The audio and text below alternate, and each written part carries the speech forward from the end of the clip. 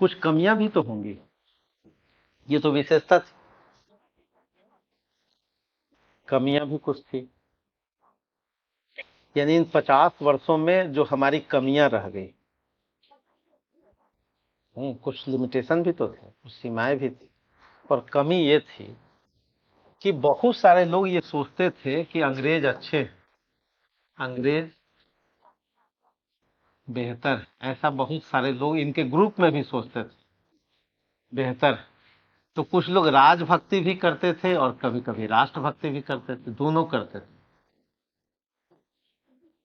कुछ लोगों को लगता था कि अजी रेलवे भी बन रहा है तो लगता है कि कुछ ठीक है, ये लोग विश्वविद्यालय बना रहे थे।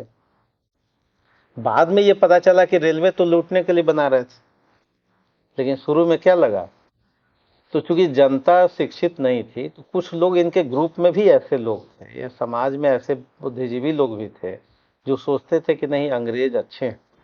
क्यों अच्छे हैं? क्योंकि उनको लगता था कि पहले तो राजा न्याय देता था, पहले अशिक्षा थी, अब धीरे धीरे प्रोग्रेस हो रहा है, तो कई लोगों को अंग्रेज क्या लगते थे, अच्छे लगते थे, इसलिए वो राजभक्ति भी करते। लेकिन फिर लगता था कि नहीं राष्ट्रभक्ति, तो ये कंफ्यूजन सा था। ये इस युग की क्या थी, कमी थी। राजभक्ति मतलब अंग्रेजों की, राजा की, अंग्रेजों की भक्ति। हाँ, अंग्रेजों का गुणगान, अंग्रेजों की प्रशंसा। तो कुछ लोगों को लगता था कि अंग्रेज तो भारत के भले के लिए, लेकिन कुछ लोग फिर लगता था कि नहीं ये तो देश को लूट रहे हैं। मतलब एक कोहरा सा था, एक ट्रांजिशन था, है ना कुछ। लेकिन कुछ लोग तो बिल्कुल साफ साफ जानते थे कि नहीं अंग्रेज यहाँ लूट रहे हैं। लेकिन उसी ग्रुप, जैसे आप अगर 500 लोगों का 200 लोगों का ग्रुप बनाए तो उसमें लोग नहीं कहेंगे नहीं जी तो अच्छा हो रहा है धर्म वाला, कहते थे भाई अंग्रेज लूट रहे हैं।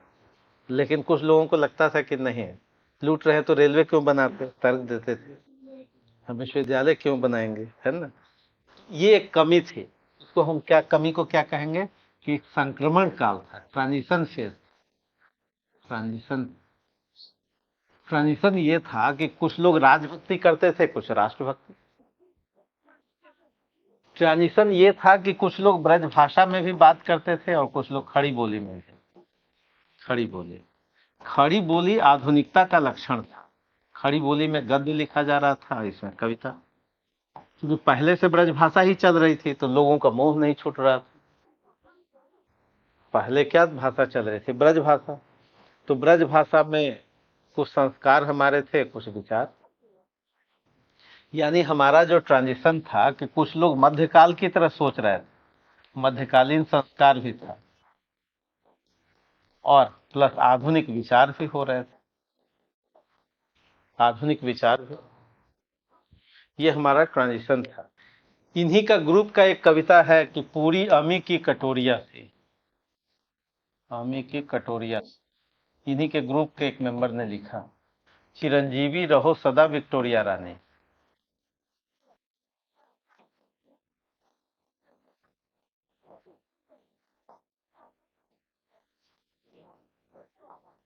ये व्यक्ति थे, इनके ग्रुप के एक व्यक्ति थे, उनका नाम था अंबिका दत्त व्यास।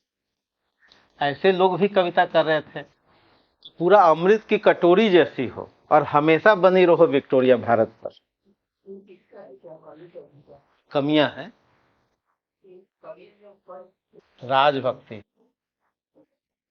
राजभक्ति पर कुछ कविता लिखी गई कि हमेशा तुम क्या रहो, बनी रहो, चिरंजीवी रहो सदा विक्टोरिया।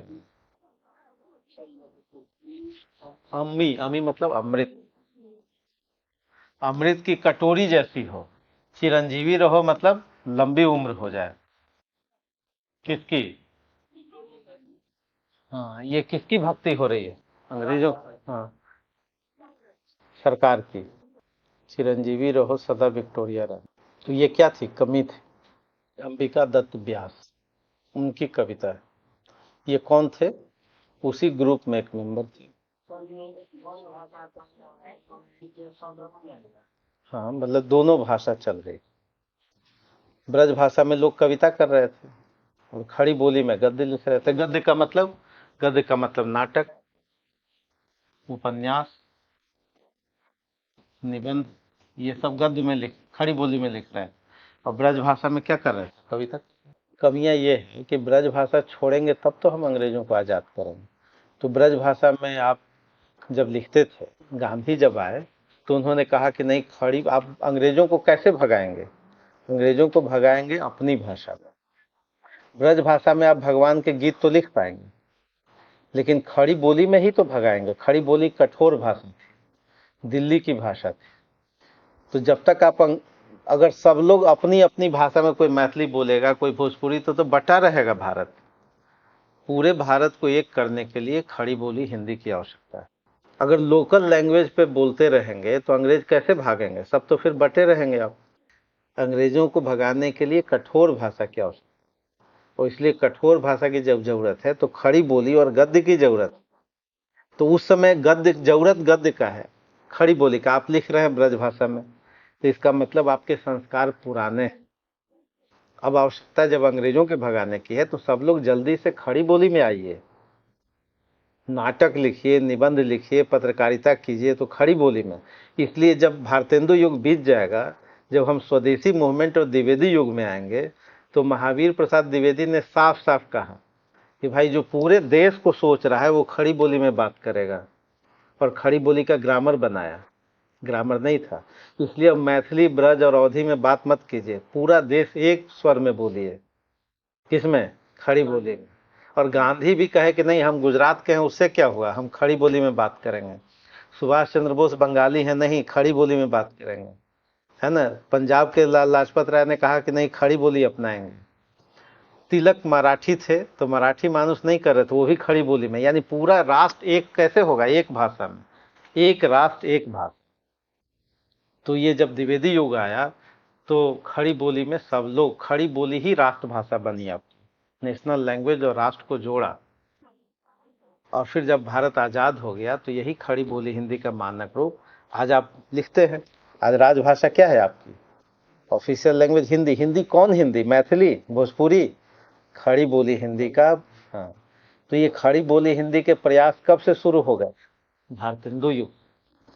कुछ लोग कहने लगे कि नहीं, अब ब्रज भाषा में नहीं लिखेंगे, क्योंकि ब्रज भाषा में तो हम भगा ही नहीं सकते अंग्रेजों को। प्लस क्षेत्रीयता का विकास होगा, अलग अलग भाषा बोलिएगा तो बटे रहिएगा। तो एक ऐसी जुबान की जरूरत थी जो सदियों से, ये देखिए, खड़ी बोली दिल्ली की बोली रही, हरियाणा की बोली रही, राजस्थान की बोली रही। इस दिल्ली हमारी राजधानी थी, अंग्रेजों के समय भी थी। तो दिल्ली से भगाना है, लाल किला से भगाना है, दिल्ली की बोली जरूरत। इसलिए पूरे भारतवर्ष ने किसको अपनाया, अपनी अपनी भाषा छोड़ करके गांधी ने कहा कि भाई खड़ी बोली हिंदी ही राष्ट्र की जुबान होगी। ये खड़ी बोली हिंदी पूरे हिंदुस्तानी भाषा, इसलिए इसका नाम दिया हिंदुस्तानी। ठीक है, जिसका शुरुआत कहाँ से हुआ था, अमीर खुसरो से हुआ। क्लियर हुआ,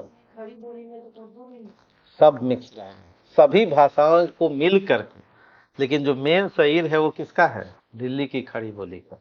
लेकिन उसमें संस्कार भोजपुरी का भी रहेगा, मगही का भी। लेकिन जो मेन नेतृत्व तो कौन कर रही है, दिल्ली की खड़ी। क्यों, चूंकि कठोर थी ये, आज भी कठोर है। हरियाणवी नहीं कठोर है, कठोर है कि नहीं।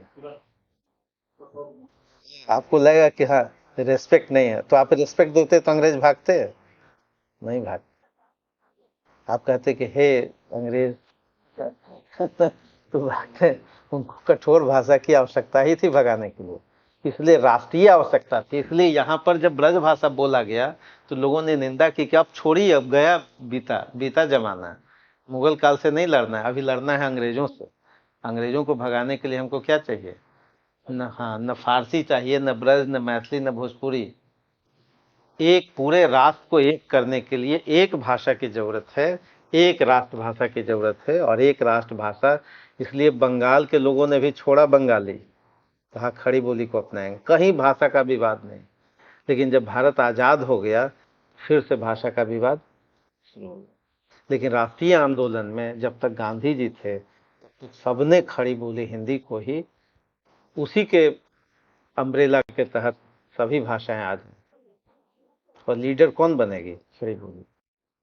इसलिए पूरा जो बाद में नाटक लिखे गए जयशंकर प्रसाद के द्वारा, निराला के द्वारा, सब लोगों ने किस में लिखा, हाँ, सब अपना अपना क्षेत्रीय जुबान छोड़ करके। गांधी गुजराती बोलते तो क्या भारत में टिक पाते? मतलब गुजराती बोलते तो होता, नहीं बोलते। तो ये एक कमी थी और 5 विशेषता याद हो गया।